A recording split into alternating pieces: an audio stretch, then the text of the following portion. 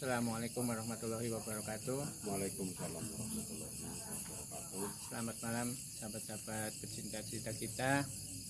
Pada kesempatan malam hari ini mungkin perjalanan terakhir kita di Desa Sambung Kulon. Dan kali ini saya berada di lokasi yang konon dulu adalah istana atau mungkin keraton dari Adipati Sambirejo. Lokasinya sekarang sedang atau akan dibangun sebagai pondok pesantren, tapi masih belum jadi atau belum selesai. Disinilah konon dulu Mbah atau Adipati Sambirejo, istilahnya di sini adalah tempat tinggal beliau atau keraton beliau. Dan apakah di tempat ini masih ada sisa-sisa peninggalannya? Secara kasat mata memang sudah tidak kelihatan, tapi dari mata batin katanya memang masih bentuknya masih dapat dilihat. Di sini juga konon ada peninggalan pusaka gaib berupa samurai. Dan di sini konon dulu adalah pintu gerbangnya namanya, Pak. Iya. Pintu gerbangnya. Mungkin untuk sedikit penjelasan tentang istana atau keraton dari Adipati Sambirejo, pada beliau Pak Sartun mungkin bisa menjelaskan sedikit cerita atau sedikit riwayatnya dari keraton Mbah Adipati Sambirejo. Kan, Pak? Ya, terima kasih. Dulunya di sini itu tempatnya keratonnya Mbah Sambirejo, itu buat pertemuan antara Adipati sama masyarakat di wilayah Beringin Pitu atau Sambung Kulon. Di sini itu dulunya ya tempat sejarah perjuangan antara wilayah Linggasari, terus wilayah Banjaranyar, terus wilayah Mersi, terus wilayah Gandatapa, terus wilayah Jipang Panolan. Nah, itu dulu itu ceritanya di sini tempatnya keraton Mbah Adipati Sam.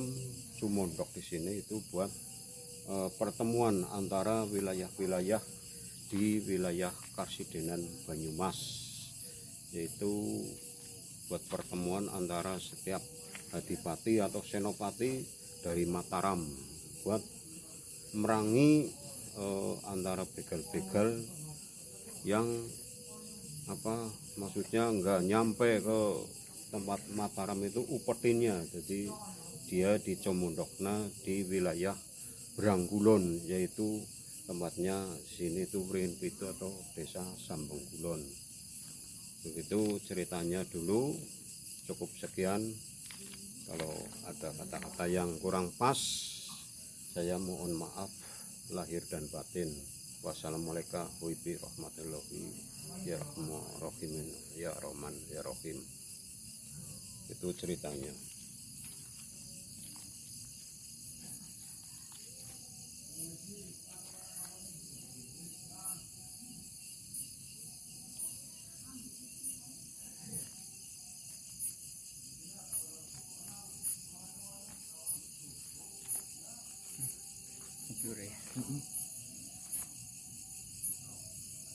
Tiba-tiba kamera di sekitar lokasi sini tadi ngeblur, sahabat-sahabat. Mungkin ada sesuatu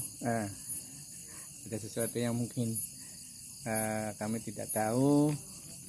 Tiba-tiba kamera kurang jelas. Ada sesuatu yang aneh menurut saya, sahabat, tapi mungkin nanti bisa sedikit dijelaskan oleh Mas Klantung. Itu ini nyampe merinding. Ini iya. Sebabnya ilmunya Mbah Adipati Sam itu ada sesuatu ilmu yang dinamakan mega mendung atau menyesatkan gitu loh. Buat orang bingung jadi ya, Pak?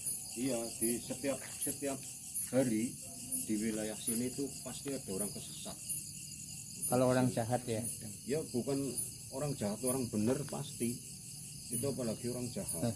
Pasti sesat nyampe sini. Itu setiap hari ada. Di lokasi sini ini yang saya pakai lampu beberapa kali kameranya langsung nggak jelas Pak. Iya. Itu kira-kira ada sesuatu? Ya dulunya itu kan tempatnya buat pesucen atau wudu, yaitu maksudnya apa? Maksudnya sowan mamanya panjenengan kan dhewek nggo maring tempat pesucen atau pusaka. Jadi kira-kira tempat pusaka. Iya, pesucen itu tempat sesaji. Nah, itu ternyata memang Hadipati Sambulu itu punya ilmu megamendung. Maksudnya megamendung kuwi kasat mata. Jadi suatu sebenarnya sini tempat pengungsian puluhan ribu manusia waktu zaman Belanda, tapi dilihat itu nggak ada manusia. Padahal manusia di sini puluhan ribu. Makanya sini kuburannya sampai 5 hektar. Sebabnya buat ngubur antara Sokaraja nyampe sini tuh di sini. Itu sahabat-sahabat, ternyata beliau Adipati Sambirejo mempunyai ilmu yang namanya megamendung, di mana pada zaman penjajahan masa Belanda di sini sebagai tempat bersembunyi warga Indonesia, pengungsian. Dan anehnya atas ridho Allah Subhanahu wa taala, Belanda itu tidak bisa melihat orang-orang yang istilahnya mengungsi atau bersembunyi di desa ini. Padahal jumlahnya konon sampai ribuan. Itulah salah satu mungkin karomah atau mungkin kehebatan Mbah Adipati Sambirejo dengan ilmunya megamendung.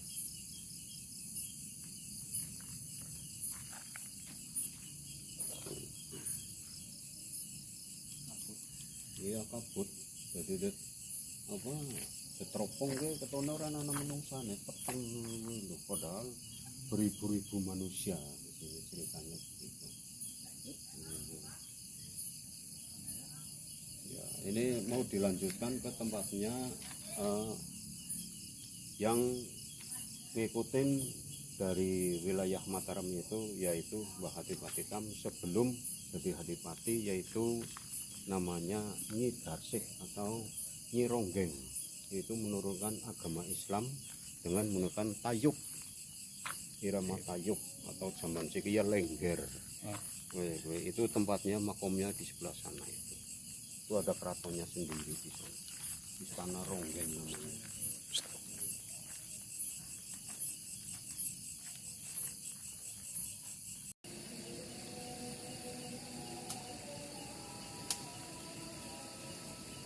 Assalamualaikum warahmatullahi wabarakatuh. Sahabat-sahabat, kali ini kita sudah berada di makom beliau Nyi Darsih, salah seorang penyebar agama Islam di Desa Sambung Kulon. Akan tetapi penyebaran agamanya melalui suatu seni, yaitu seni tayub. Mari sahabat-sahabat kita lanjutkan penelusuran ke makam beliau Nyi Darsih atau Nyi Ronggeng.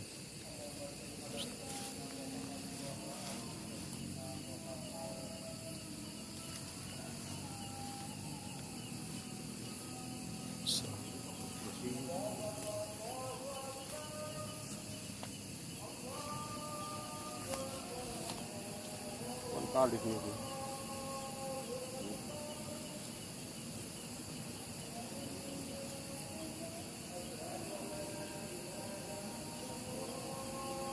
Ya asli Kang Wetan kabeh Kang Mataram. Ini berarti makamnya siapa saja, Pak? Ini kan anu suami istri. Oh, Nyi Ronggeng dengan suaminya. Nggih. Suami istri.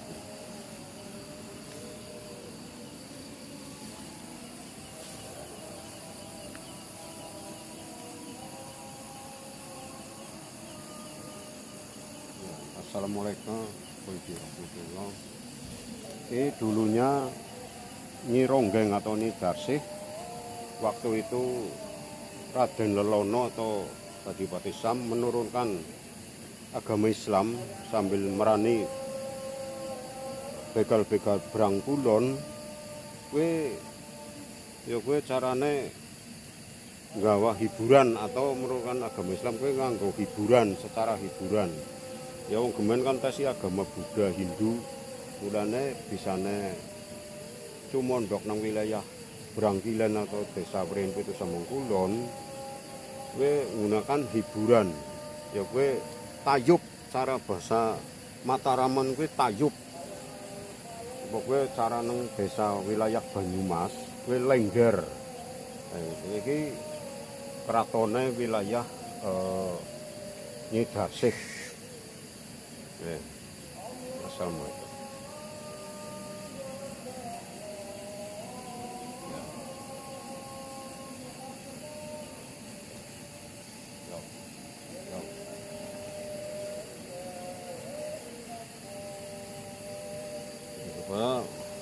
Gus Klantung monggo ditrawang.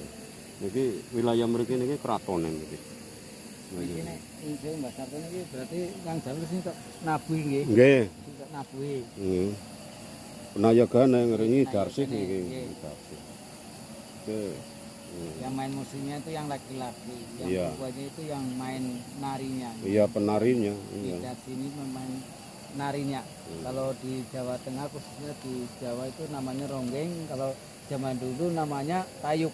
Tayub wilayah Mataram Ini itu untuk menyebarkan tayub. agama Islam yang di wilayah sini Jawa Tengah. Wilayah Banyumas. Banyumas khususnya.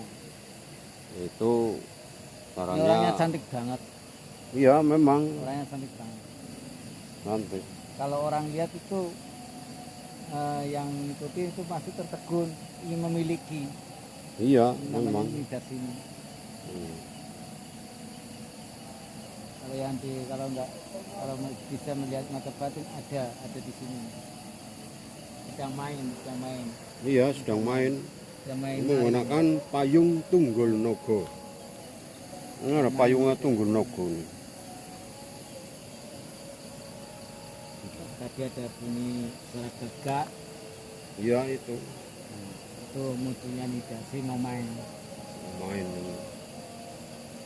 Kalau didengar juga ada musiknya. Itu aja Mas Agung ini. Kita mengulas seperti aja. Ini wilayah keratonnya sini nih, wilayahnya keratonnya itu. Makanya waktu itu ada orang dari alun-alun Purwokerto turun ke sini, mintanya turunnya di sini, nggak taunya di sini itu keratonnya Nyi Darsih itu. Pakaiannya kayak pakai sanggul apa Pak? Iya sanggul, iya namanya ronggeng itu pakai sanggul, iya. Ini saya kayak gambar. Iya pakai sama cunduk. Iya, sampai merinding sahabat-sahabat. Iya, Saya tidak bohong ini bulu-kuduknya Iya iya. sampai begini. Ini sedang nari nih. Gus Klantung jangan ikut Dua-duanya. nari. Benar-benar sampai bulu-kuduknya berdiri sahabat. Gus Klantung ikut mau nari aja itu. Gawa arus. Sahabat di sini secara gaib beliau Mas Klantung menyampaikan sedang kayak ada semacam pertunjukan Iya. di mana beliau Nyi Darsih yang menari sedangkan suaminya yang menabuh gamelannya Iya, gamelannya iya. atau musiknya, dan wajah beliau sungguh cantik ya. Iya. Dan di sini memang kalau secara lahir bentuknya adalah sebuah makom, tapi bagi yang bisa melihat secara mata batin di sini adalah keraton atau istana dari beliau Nyi Darsih. Darsih. Iya. Ini sahabat-sahabat barangkali ada yang mau berziarah ke sini, ini ada di Desa Sambung Kulon. Sambung Kulon. Iya, Desa Sambung Kulon. Ini bukan situs tapi makom. Bukan petilasan, makom.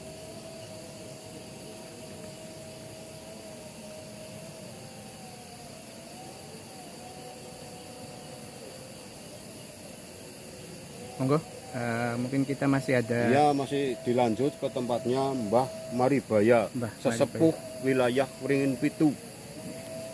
Itu sesepuhnya Wringin Pitu. Makomnya di sebelah utara. Kalau sini kan namanya Istana Ronggeng, wilayah sini itu Istana Ronggeng. Kalau di sono itu Istana Gede, itu sebelah sono tempatnya makomnya Mbah Adipati Sam. Sini namanya Istana Ronggeng. Oh, Istana Payuk.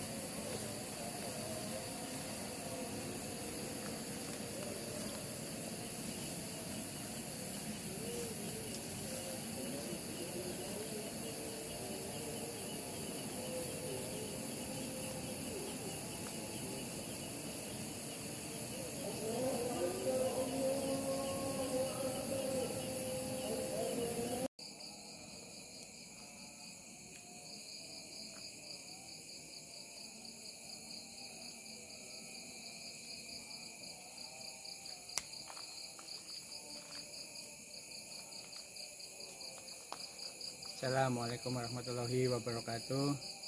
Sahabat-sahabat, kali ini kita sudah berada di makam beliau sesepuh Desa Wringin Pitu yang sekarang dikenal dengan Sambeng, yaitu makam beliau Mbah Maribaya.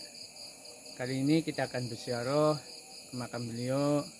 Mudah-mudahan nanti kita akan mendoakan beliau. Mudah-mudahan kita bisa sedikit mengupas tentang siapa beliau, dan barangkali ada pesan-pesan dari beliau untuk kita semua. Mari sahabat-sahabat. Assalamualaikum.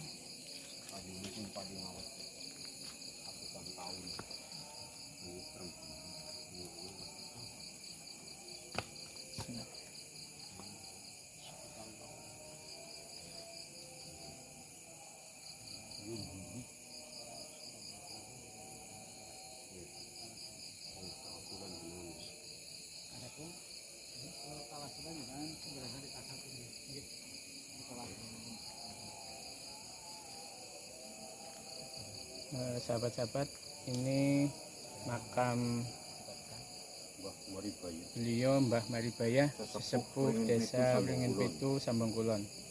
Nanti akan dijelaskan siapakah beliau oleh beliau sesepuh Desa Sambeng Kulon, yaitu Mbah Sartun. Pada Mbah Sartun, monggo silakan Mbah. Ya, Assalamualaikum warahmatullahi wabarakatuh.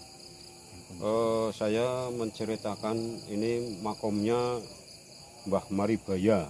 Mbah Maribaya itu adalah sesepuh Desa Wringin Pitu, Sambeng Kulon. Sebelum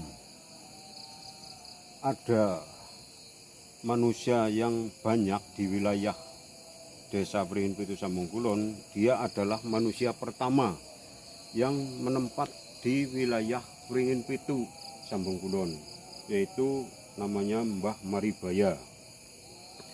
Udah gitu dia mempunyai kisah waktu itu masih agama Hindu-Buddha, mempunyai anak 4, yaitu yang pertama itu dinamakan Mbah Gagak Pernala Sendang Laut Kaliangkap, yang keempatnya itu namanya Dewi Sri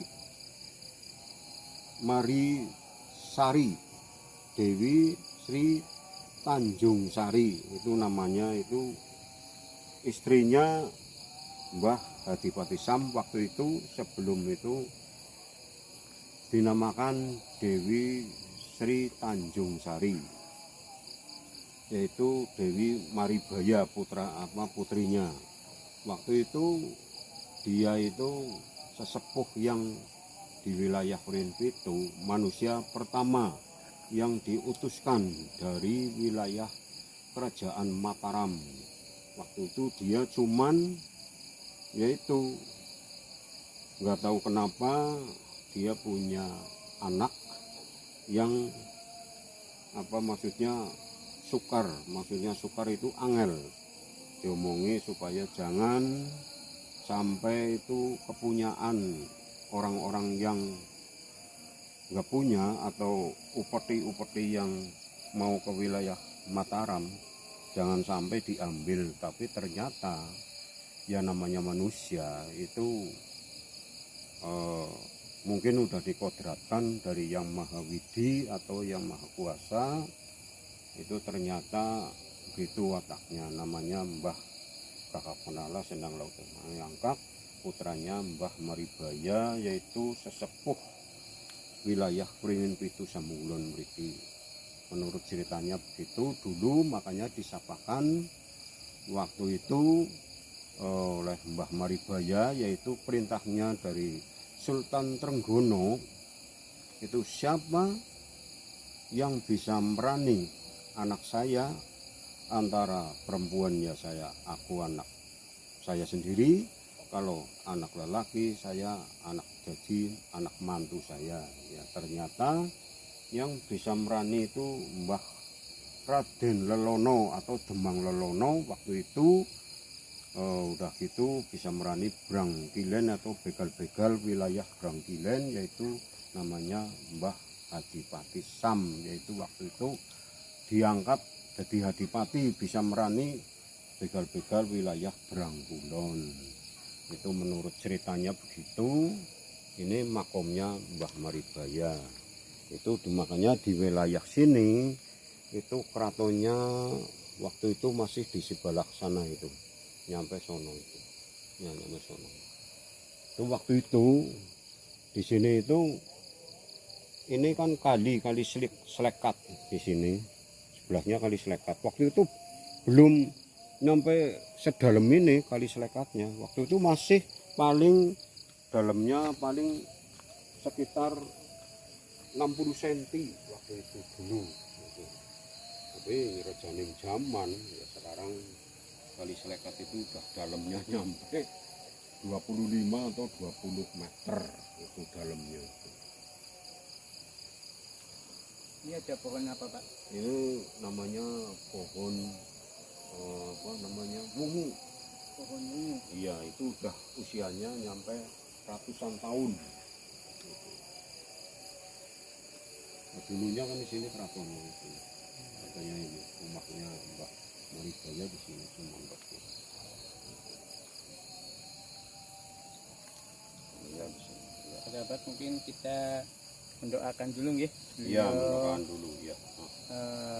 Mbah Maribaya yang tentunya adalah bisa terjadi atau cikal bakalnya desa Sambeng itu karena beliaulah yang pertama kali datang ke sini. Nah, sahabat-sahabat, kita doakan beliau mudah-mudahan segala amal ibadahnya diterima oleh Allah Subhanahu wa taala. Amin. Bismillahirrahmanirrahim. Allahumma shalli ala sayyidina Muhammad wa sayyidina Muhammad. Amin ya rabbana ya rabbil alamin. Innaka wahdakum la syarika lahu ya rabbal alamin. Allah ya Allah ya Allah ya Allah. Mudah-mudahan Gusti kamu Gusti Allah memberikan doa restunya sarombongan kami ya Allah. Mudah-mudahan dikasih keselamatan, kesehatan ya Allah. Mudah-mudahan Mbah Maribaya mudah-mudahan diterima oleh Allah Subhanahu wa taala dan disisihkan oleh sahabatan Kanjeng Nabi Muhammad sallallahu alaihi wasallam ya Allah. Ya Rabbana wa hamdana sayyidina Muhammadin ya innaka sayyidina Muhammadin alamun sayyidina Simaut ya Rabbana malang hisab ya Rabbana malang kuburin bahamrumin innaka wa hamma asyadai malakin ya Rabbana wa hamdana sayyidina Muhammadin Allahumma rasyidina maut ya Rabbana al-hadi inni la humur malismain ya Rabbana wa hamna kuladai ya Rabbul manahi alaha ilasda barahmurrahim ya Rabbana sana wa qina adzabannar wa subhanasikun wa hamdulillah al-fatihah. Amin.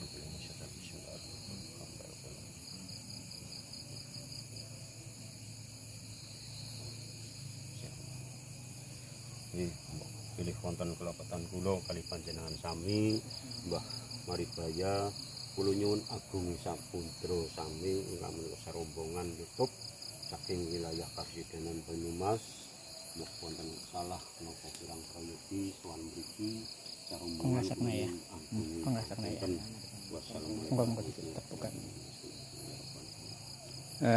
Sahabat-sahabat, ini sahabat saya Mas Iwan akan mencoba merasakan bukan menantang tapi merasakan sesuatu yang gaib yang ada di lokasi makam beliau Mbah Maribaya. Mudah-mudahan bisa sedikit merasakan, dan maaf ini bukan menantang atau apa, hanya sedikit bahwa dunia gaib itu ada. Mudah-mudahan bisa sedikit dibuka. Silakan Mas. Gantung.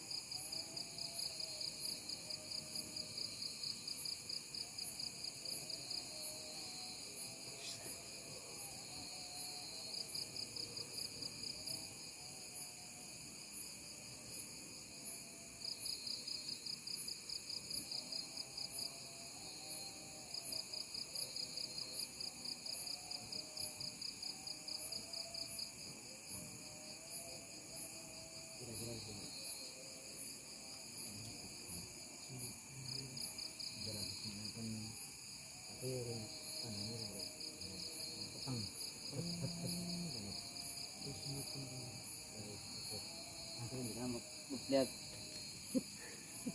kasih rasa semut tenang Kung.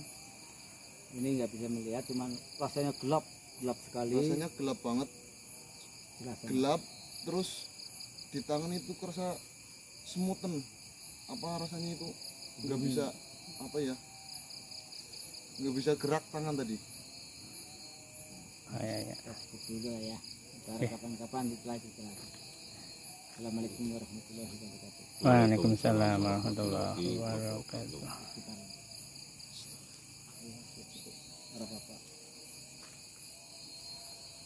Pucat. Pakai pucat mas.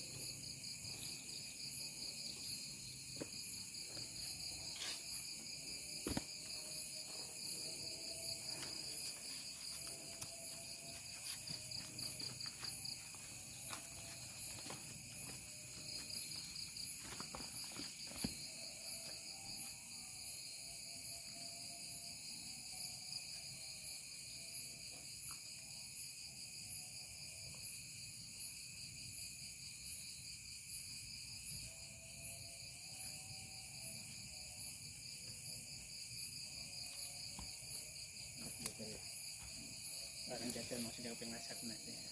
Ya memang tempat makom itu belum dikasih nama sih, jadi kan orang pada nggak tahu itu. Iya, sebagai orang berkota, jadi ibaratnya makome sapa